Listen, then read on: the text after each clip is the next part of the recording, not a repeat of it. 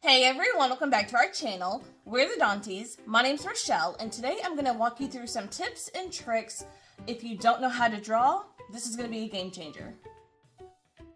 So I have gotten a lot of questions recently about my journal, the supplies I use, how I draw, especially because this paper that I use in my journal is so thick, you can't trace like you normally would. So I'm going to walk you through some of the supplies I use and then some tips on how you can act like you know how to draw. So first things first, you can either use regular tape or washi tape. I have a lot of washi tape, so I tend to use washi tape. You're also going to need a pencil, which is very important, a pencil. And then I choose a colored pen, so whenever I'm tracing, I can see what I have or have not yet traced. Scissors, a ruler, and then I do have some black pens. These are microns. You can get them on Amazon. They come in a pack of 6, and they come with different thicknesses. So whenever I want a thick bold line, I use the .08 thickness, and then whenever I want super fine lines, I use the 005 thickness. So I'm going to show you where I use these in my journal, and we're going to trace a couple of these Disney images that some of these I used in my actual journal, some of them I did not, but I was planning on it but didn't have room for it. So I'm going to walk you through how to actually turn this image into a drawing into your journal. So the first thing I want to kind of show you are 3 separate types of journals that I have, just so you can kind of see, like if you just have regular paper journal, what it will look like and how you can do it. So this is going to be very, very simple as far as you take the image. I usually print up a whole page of images just so I can maximize the paper. Cut around the image you want, and then you stick it under, and you can easily trace this way. Now, for sometimes the paper may be a little bit thicker than normal, so you're not going to be able to see right through it. I would recommend using this light board. This is something I got on Amazon whenever we were doing a lot of diamond painting a few years back, and it has come in handy. So you simply just turn it on. Take the image you want to trace. I would put it right underneath the paper, and then you can see it clearly and you'll be able to trace. So if we just use our pencil, like say we want to trace this door. I am not trying to make it perfect, but just so you can get a sense of how easy it is to trace an image off of the internet. And I do get a lot of my images from either Pinterest or just Google Images. And I will Google, for example, this one I put Monsters Inc. Characters, and this is one that popped up.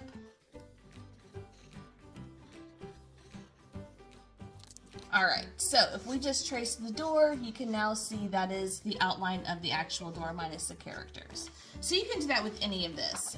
One thing that I do want to kind of stress about like image searching is you can type in any Disney movie and then put in color pages, and it will show as if you could print up coloring book pages of that movie.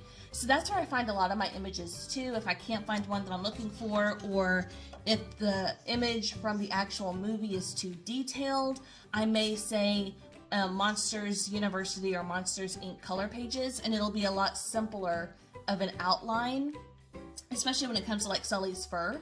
A lot of times you can see all of the details of his fur, and it may just be a little too much detail, so you can do it that way as well.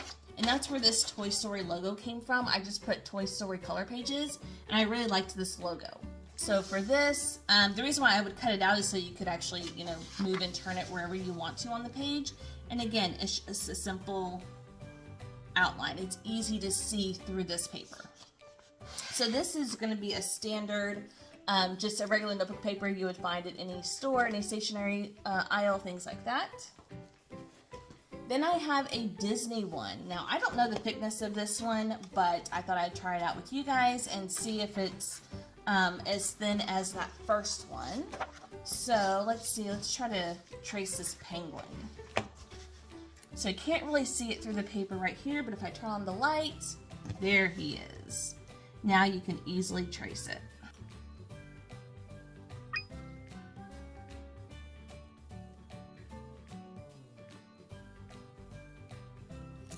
And there we have it. That is the trace drawing of the penguin minus his eyes and the little mouth. But I can't draw, so tracing is definitely what helps me set up my journal. So again, this is going to be just standard regular paper, no special thickness about it. And this is a Disney journal, so I got this from the Disney store several years ago. So just your standard regular journal paper. And the last journal I have is this Animal Crossing journal. Now this paper seems a lot thinner actually. I mean, I can see my fingers through the paper, 2 pages thick. So let's see if this will work. I mean, you can kind of, if you pay really close attention, you might be able to see it. But again, the light board is going to really light this up. So then we can really see those images underneath. And then we can trace it just like the other two. And this "Do you want to build a snowman" image is very, very much the kind of style that I look for my title pages in my journal. So for example, for January in my journal, I did a Frozen theme, and this is the quote that I chose. And it was between this one and this one. So obviously I decided to go with "The cold never bothered me" anyway, but I did have this one printed out just in case I wanted to go with this one. And you could just copy it over and color it whatever colors you want. So for these images, I just look for Disney Frozen quotes and find an image that I like, and I just trace it in. So everything in my journal is traced. I can't draw, like I said. The only thing that may not be actually drawn are the lines of my calendar pages and the sleep tracker, and obviously like the numbers and things. So that I use a ruler to just draw the lines. But like for example in May, my journal is in Kanto, and this one I did not use a ruler. I just freehanded it because I didn't want it to be perfect. I just wanted kind of loose squares. So you can also do that as well, depending on what look you're looking for. Alright, so if you have a high quality journal like Archer and Olive or Notebook Therapy, things like that that are a lot thicker paper, I will tell you, I had a hard time drawing in or figuring out a way to draw images in here. And the reason why is because, one, this is super thick paper. This is a high quality paper. So I can't trace it like this. So let's try the light board. If we try the light board, let's try this Toy Story. You could do it. I mean, you can see through it. However, it is kind of difficult, especially for these darker colors, to really see all of the details of the images on this thick paper. So with the other notebooks, it was a lot clearer to see the images underneath, but this is very difficult, especially if you're doing a lot of images, a lot of smaller images that have a lot of different detail in them. It's really hard. So I'm going to show you what I use and the trick that I use to trace any image into a journal with super thick paper. So first I want to show you these two papers that are identical. One is in color, one is in black and white. Because I trace everything, I print out everything in black and white to save the color printer, the color in my printer. So I will have these images up in a Word document or some sort of program where I have all the images with the color, and then I'll print it in black and white for tracing. And then whenever I go to color things in, especially characters that have a specific set of colors, I will leave on my computer for reference. Or something like this kind of a quote, I would choose whatever colors I wanted to make it themed to whatever it is that I'm wanting for that month. But I do keep these in color on my computer so I can reference them whenever I do go to color them in if I need to know exact colors. So for this purpose, we're going to use the black and white drawing. So if we want to trace in "Do you want to build a snowman?", this is where you're going to need your pencil. And it has to be pencil, and you will see why in a moment. But what I tend to do is I tend to look at, especially if I have multiple images on one page, I will just roughly outline the actual image, just so I know where it is on the back of the page. So I just outlined all of this onto the back. Now we're going to color in this entire area with pencil.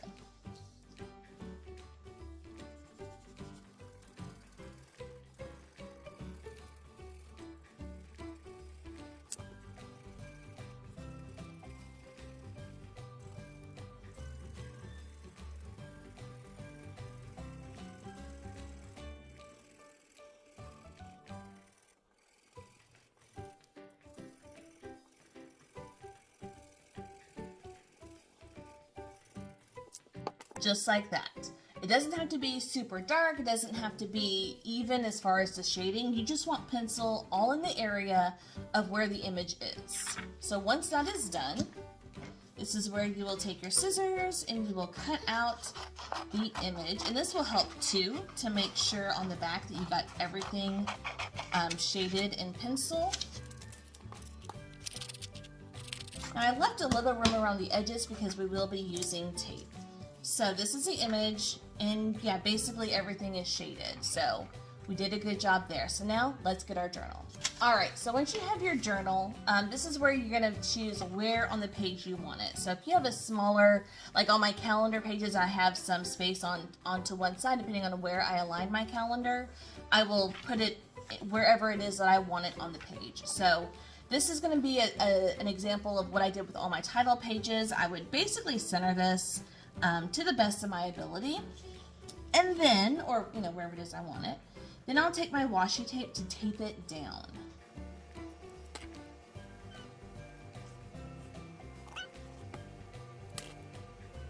Now I generally only tape it down at the top because as I'm going I like to flip up and check my work to make sure I'm not missing anything or to make sure that it is transferring over nicely. And this is where I take my colored pen, it can be any color, but I tend to use like a blue or a pink, something that'll really stand out against a black and white image. And now you're simply going to trace over this image.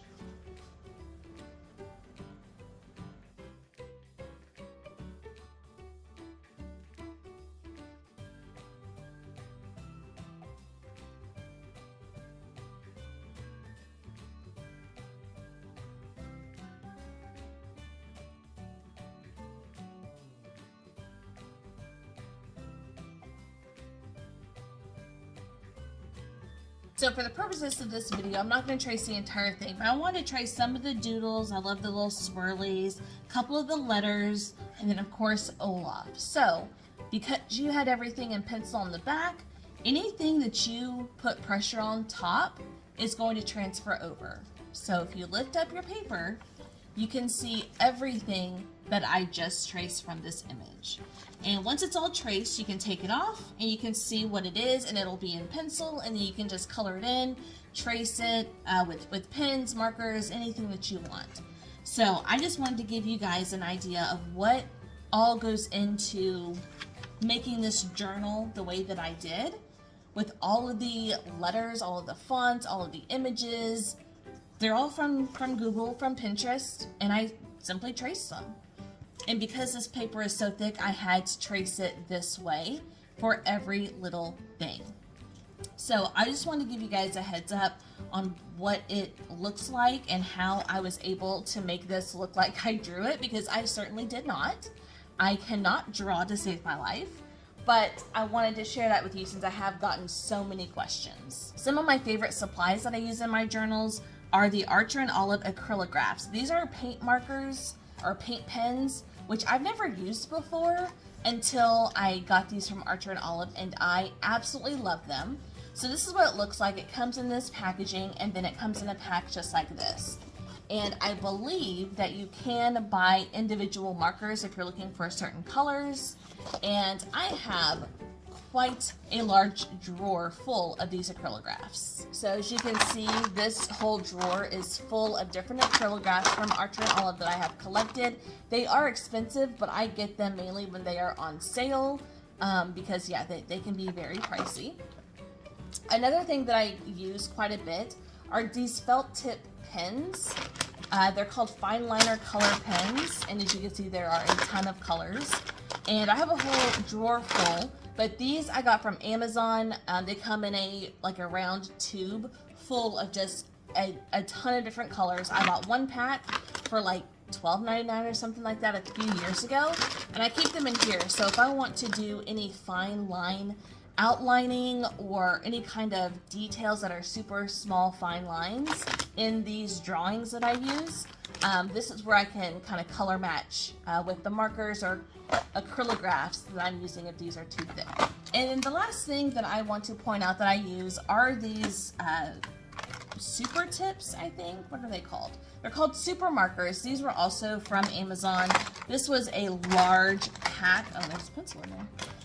This was a large pack of markers. I think like 200 markers, 100 or 200 markers of various colors. And like, just for example, I mean, this is just 4 different shades of green. So I use these as well whenever I'm coloring in certain months or certain details. So for example, with my Rapunzel spread, I outlined with just a regular black pen, these microns actually, the 0.05 microns. And then I colored in with these markers. So I was able to color match the way I wanted it to. So this was all markers, and then as well as the big spread here. This black, I think I was running out of paint pens. This black is just regular marker, I believe, and then the red background were also these markers.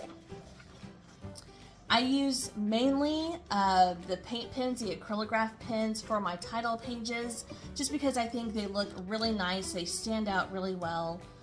These are all the paint pens. These were markers, these markers here that I'm talking about right now. And this is a combination of colored pencils, and all of these doors are outlined with these fine line pens that I told you about that I got from Amazon. So I was able to kind of have that contrast with the colored pencils. I wanted a dark outline and a light colored in style, and then all of this is paint pens and markers as well. It's a combination of both. So I do use other things, like I don't just stick to one, just depends on what it calls for. So all of this again is paint pen, and I just colored the gray and the orange with markers again.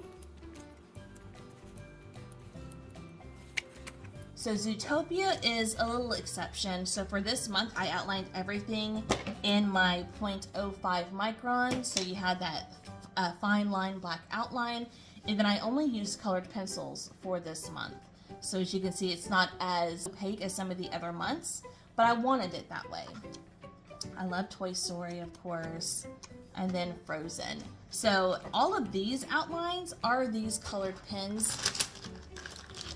Again, that I mentioned that I got the big tube variety on Amazon. I used those colored pens, fine line felt tip pens, for all of the outlines in this month, because I don't like coloring people and like having to get the skin tone right, and so I just outlined their facial features for this. So as you can see, if we go in here, the characters are colored in, but like Elsa, it's just outline of her face. And then in this one where it's split with both of them, Anna and Elsa, you can see that I just outlined their faces.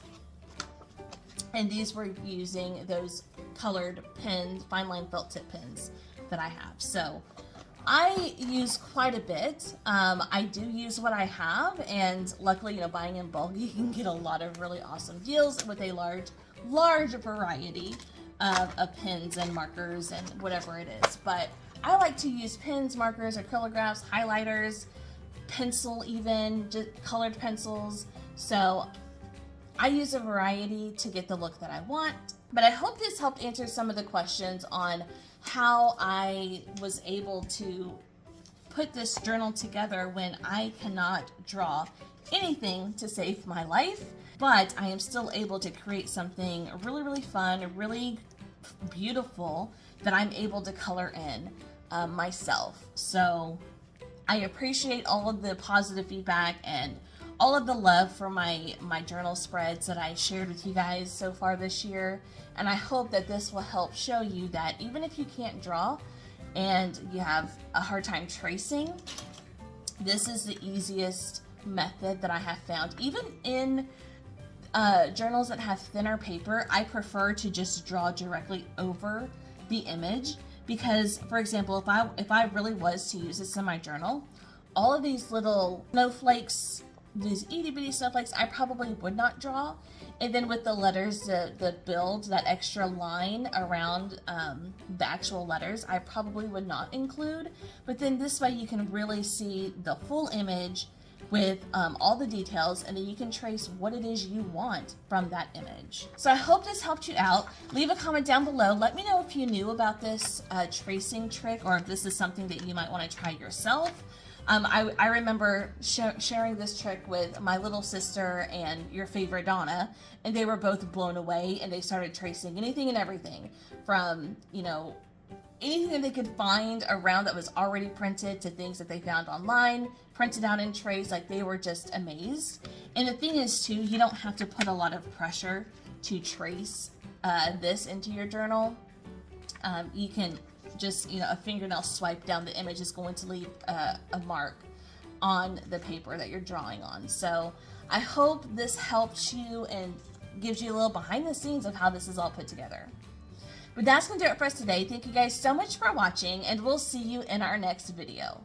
Bye!